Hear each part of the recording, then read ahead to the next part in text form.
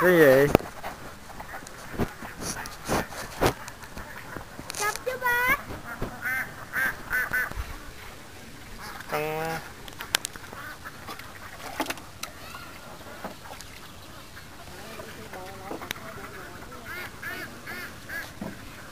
Con sao? Rồi, cho nó về chuồng.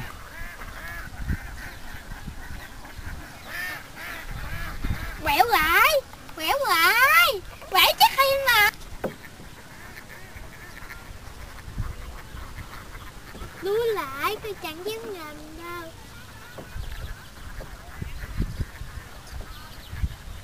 Lui lại.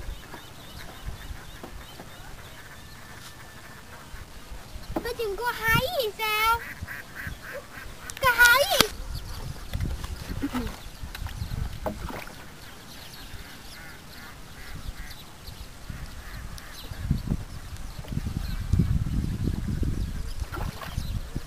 Rồi nhà quê đây là ở đâu ạ?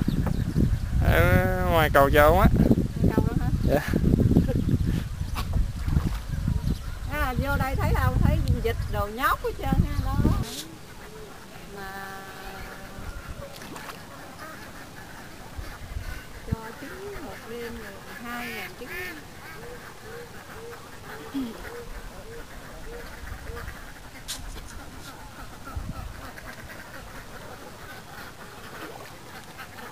Rồi.